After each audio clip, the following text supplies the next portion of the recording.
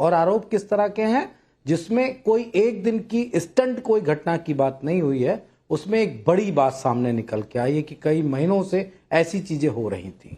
तो इसका समर्थन समाजवादी पार्टी, आदरणीय राष्ट्रीय अध्यक्ष जी अखिलेश यादव जी नहीं करते। लेकिन जब हम लोगों ने जांच कराई तो उसमें बहुत कुछ सामने निकल के आया। मैं आपके चैनल पे इस बात को इसलिए नहीं कह सकता क्योंकि वो मेरे ख्याल से पूरा विचाराधीन है, पुलिस उसकी जांच कर रही है, आगे मेरे ख्याल से कोर्ट में भी जाएंगी चीजें, जो दोषी होगा वो जेल जाए। मनोज यादव जी मेरा सवाल ये नहीं था। आपको बहुत मेरे सवाल का मैंने आपको समझा देता हूं। और डरने वाली बात मैंने क्यों पूछी? मेरा सवाल डरने के लिए इसलिए नहीं था कि आप एक दिन लेट क्यों आए, 4 दिन, 1 महीना लेट क्यों आए। मेरा सवाल इसलिए था कि अरे जब आए तो अयोध्या मोहित खान का नाम क्यों नहीं लिया? जब आए तो ये क्यों नहीं बताया कि उस मोहित खान पर एक्शन क्या कर रहे हैं? जब आए तो ये क्यों नहीं बताया कि सपा का जो नगर पंचायत का अध्यक्ष है वो जिला महिला अस्पताल में जाकर पीड़ित परिवार को, उस पिछड़े पीड़ित परिवार को धमकी देता है कि सुलह कर लो नहीं तो जान से मार देंगे। उस पर सपा ने एक्शन क्या लिया? मेरे सवाल पूछने का मतलब यह था।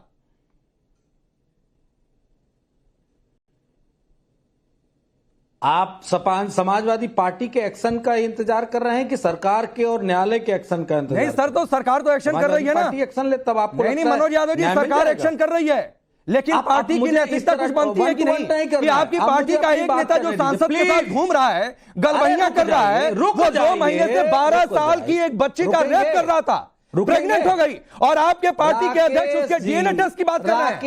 राकेश पांडे जी, थोड़ा धैर्य रखिए। बहुत धैर्य फाड़ने से न्याय नहीं हो जाएगा। बहुत धैर्य, हमको अपनी बात रखने दीजिए, इसीलिए मैं आपके चैनल पे आया हूं। हाँ तो फिर सुनिए, फिर अब मेरा तेवर बदलेगा तो आप लोग अभी कहेंगे मनोज यादव ऐसे बोलते हैं। बदलिए सर तेवर, ऐसे आप गला मनोज यादव जी तेवर की धमकी मत दिया करिए सर प्लीज। हाथरस की बेटी को जिंदा जला दिया, अब हाथरस पर चले जाएंगे क्या? नहीं, मैं इंतजार ही कर रहा था मनोज यादव जी कि आप हाथरस कब जाएंगे, आप उन्नाव कब जाएंगे, मैं इंतजार कर रहा था।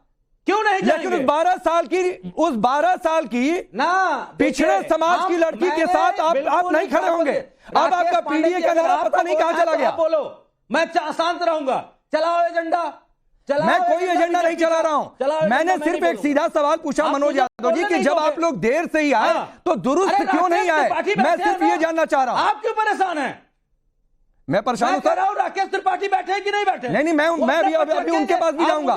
राकेश त्रिपाठी के पास भी जाऊंगा और उनसे भी सवाल इतने ही तीखे होंगे, आप यकीन करिए, उनसे भी सवाल इतना ही तीखा करूंगा और उनको हो सकता है कि दिक्कत हो जाए मेरे सवालों से। देखिए राकेश पांडे जी, मुझे अपनी बात रखने दीजिए। बोलिए सर, बोलिए। पूरे देश की मीडिया के समाजवादी पार्टी पे हैं और अगर आप मुझे अपनी बात कहने का मौका नहीं देंगे तो मैं बिल्कुल नहीं इस बात से सहमत। नहीं, बोलिए सर। मैं कह रहा हूं समाजवादी पार्टी किसी भी अपराधी बलात्कारी का समर्थन नहीं करती। अगर वो दोषी हैं और उन पे जांच चल रही है, पुलिस केस हुआ है, उनका मकान गिराया जा रहा है, उनका व्यवसायिक प्रतिष्ठान गिराया जा रहा है, समाजवादी पार्टी धरना प्रदर्शन करने जा रही क्या? हम रोक रहे हैं क्या? आप जो करना चाहते हैं जायज नाजायज वो आप करिए, हम सिर्फ न्याय की बात करें। नाजायज हो गया, न्याय हुआ तो बताओ। ये नाजायज हो गया, उसका घर गिरा नाजायज गिरा है। तरीके का ऐसा मैटर है नहीं मनोज यादव जी, उसका घर गिरा बुलडोजर से तो नाजायज तरीके से गिरा है। जायज नाजायज जो गिराना गिरा है, सरकार के हक में है। क्यों नाजायज घुसा रहे हैं भाई? इतने लोगों क्यों डीएनए टेस्ट की बात घुसा रहे हैं? मैं कह रहा हूं क्यों नाजायज इतने लोगों का मकान गिरा? वाह, ठीक। राकेश त्रिपाठी गिराया गया। राकेश त्रिपाठी, मेरी 2 बातें हैं। बनारस वाले लड़कों का गिराया था ना जाए। अरे रुक जाइए सर, आप बनारस जाएंगे, उन्नाव जाएंगे, सब जगह जाएंगे, हाथरस जाएंगे, अयोध्या नहीं जाएंगे। अब रुकिए, अब राकेश त्रिपाठी की बारी है। राकेश त्रिपाठी की बारी है, ये दूसरा टर्म है ना राकेश त्रिपाठी। बर्दाश्त करेंगे। 2 बातें हैं, रुक जाइए सर, रुक जाइए सर, मुझसे भी बर्दाश्त नहीं हो रहा है। 12 साल की एक बच्ची प्रेग्नेंट हो गई है, आप लोग पिछड़ों के हक की बात करते हैं और वो पिछड़ों का हक पता नहीं कहां चला गया। चलिए सर 1 मिनट रुक जाइए। राकेश त्रिपाठी, मेरे 2 सवाल हैं। पहला सवाल यह है, आप तो ट्वीट एडिट का ही आप एनालिसिस कर रहे थे अपने सोशल मीडिया पर, उसके बाद एक बार फिर से और एडिट हो गया, पता नहीं आपने देखा कि नहीं देखा, वो जौनपुर वाली फोटो हट गई फाइनली। नंबर 2 बात है, ये दूसरे सेशन तक आप लोगों को नहीं समझ में आया कि एक आदमी के घर में ही थाना चल रहा है? निश्चित तौर पर थाना चल रहा है, ये बात की लापरवाही स्थानीय थानाध्यक्ष की दिखाई पड़ी है, इसीलिए थानाध्यक्ष को भी निलंबित करने का काम किया है, चौकी इंचार्ज को भी निलंबित करने का काम किया। हम बिल्कुल जवाबदेही तय करने का काम करेंगे। अखिलेश यादव जी का आज पूरे इस मामले पर रुख और अभी मनोज यादव का रुख ये दिखाई पड़ रहा है, जनता देख रही है।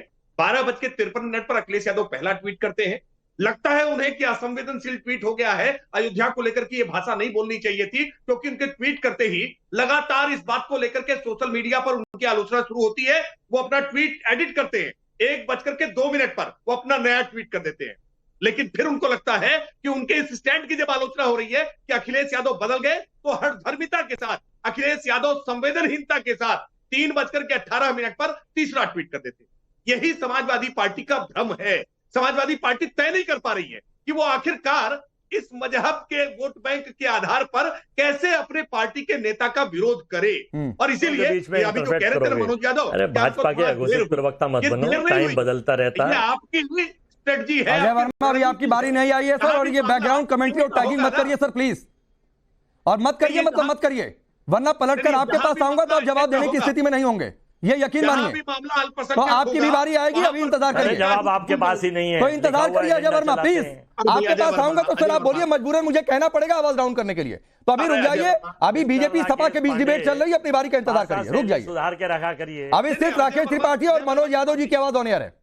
अजय वर्मा की पार्टी भी ये भी मुंह नहीं खोल पाए हैं, लेकिन मनोज यादव ने एक बड़ी रोचक बात आज बताई। मनोज यादव कह रहे हैं कि ये हमको प्रतिक्रिया व्यक्त करने में समय इसलिए ज्यादा लगा क्योंकि पार्टी के भीतर में इंक्वायरी कर रहे थे, हम इन्वेस्टिगेशन कर रहे थे। यानी पुलिस की इन्वेस्टिगेशन से ज्यादा अब समाजवादी पार्टी के पास भी कोई इन्वेस्टिगेशन की एक नई विंग आ गई है, कोई नई पुलिस इन्होंने भी भर्ती कर ली है। वो पुलिस जो अवधेश प्रसाद को ये बता तक नहीं पा रही थी। अवधेश नहीं, राकेश त्रिपाठी जी, मेरा एक और सवाल है बड़ा। मंत्री रह चुका हूं राकेश त्रिपाठी जी, एक मिनट, मेरा एक और सवाल है बड़ा, और सवाल ये है मनोज यादव जी, ये डीएनए टेस्ट की जो आपने मांग उठा दी, आप जताना क्या चाहते हैं? क्या मैं सीधे से ये ना पूछूं? मेरे दो सवाल हैं इससे। नंबर एक सवाल, सपा के शासनकाल में जब अखिलेश यादव मुख्यमंत्री थे, कितने रेप केस की जांच डीएनए से हुई है? नंबर एक बात। नंबर दो का सवाल है, क्या डीएनए टेस्ट की बात करके आप उस नाबालिग पीड़िता के कैरेक्टर पर सवाल नहीं उठा रहे?